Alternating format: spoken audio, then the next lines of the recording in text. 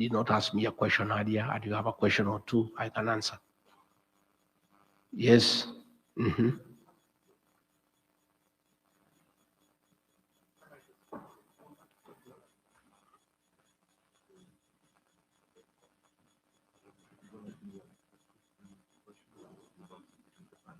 That's what you wanted. Mike, please. Thank you. All right. I think we do have one journalist that would like to recognize, and these people are going to do a lot of work for you here. He's based out in San Francisco. He's going to introduce himself and maybe have one question before we start with the panelists. Hi, my name is Larry Rosen. I am the producer and host of a show called The Enemies Project, where I bring enemies together, not for debate, but for a day of deep conversation. My view is that tribalism is tearing our world apart, and it's driving people, tribes against each other is how certain people rise to power, economically, politically, and in the media. My understanding is that within Kenya, there are tribes that have traditionally been deeply opposed, and that there's been an effort to bring them back together. And I plan to probably host an episode where there are two Kenyans, ordinary people, where I help them see that the person on the other side could be them, that they are not opposed, they are the same person. My question for you is, what do you think about the role of tribalism in Kenyan politics and how it might support corrupt leadership? Thank you very much.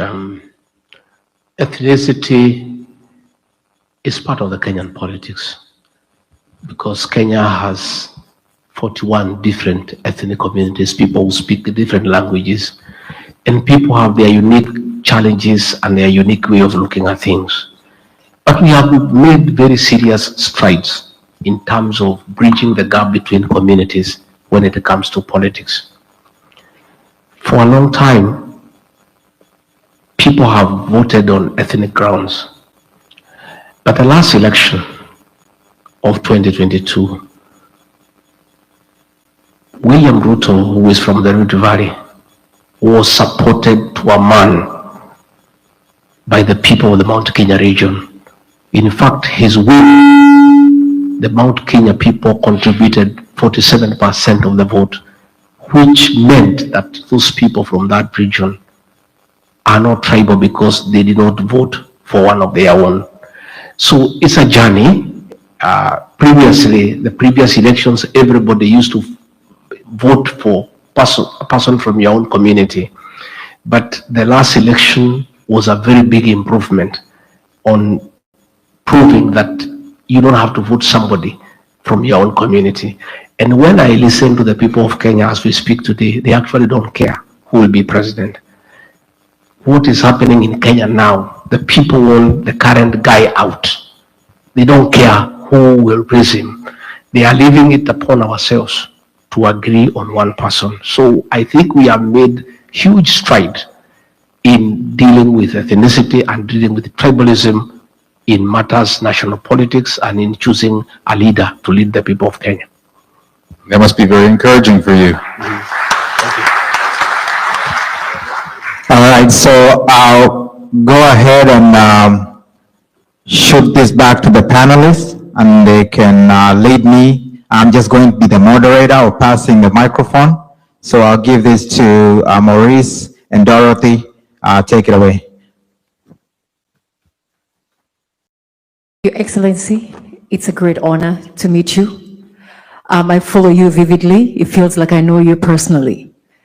And I think the question in most people's mind is, we respect the vehicle that you have decided to use to pitch to the Mlima population. And I think most of us know your heart. You want to bring us together. You want us to act actively, but we're also having a very hard time convincing others that we are not tribal, but we are actively mobilizing so that we can effectively move forward as a team to get Ruto basically out of office. So give us an explanation of why you have used the Mulima vehicle to pitch for the next government. Thank you very much. It's actually a misconception. The vehicle that we have is a national vehicle. It's not a Mulima vehicle, but the Mulima people are part of it. And it's only that they have many, and that has nothing to do with them. It's a decision by God in terms of numbers. Our party, I'm the party leader.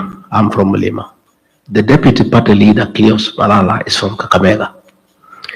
The national chairperson is from Kajiado. The national treasurer is from Machakos. The assistant national treasurer is from Migori. The deputy secretary general is from Kisumu. It's a national party with very serious following. In fact, we are confident we are going to win the Malava by-election in Kakamega. We are confident we'll win the Banisa by-election in Mandera. What has happened is that because the party is very popular, William Ruto and his people are trying to say the party is tribal. But the party cuts across Kenya because many Kenyans agree to our ideology and our perspective. And they can see we are very active in getting William Ruto out of office. And many Kenyans who want him out are aligning with us. So it's just a narrative that has been driven. And sometimes when people don't have the benefit of all the factors, they tend to think it is true. It's a national party. Myself, I've held very successful meetings outside the mountain. I did a 2-day incursion in Ukambani. I did another day in the Coast Province in Mombasa, in Kilifi and Kwale. I have done meetings in Kajiado. I have done meetings in Narok. I am planning to do meetings in Kisii. So we are a national party with the national leaders, and ours is a national cause for the people of Kenya. And it has nothing to do with Mulima. It's only that Mulima is part of our party. And the fact that Mulima is heavily populated, people know that a party where the Mulima is quite a strong party because of the numbers. In fact, William Ruto, his party, the UDA, only succeeded because Mulima was part of it. Once Mulima has left, UDA is a shell. So it's just the fear of our competitors that the movement we are, the national movement we are in, and Mulima is part of it, is too strong. So they must look for a way to demonize our party. Thank you, Bona, Your Excellency. My name is Maurice Ndole, and I'm the Vice Chairman of KENPA.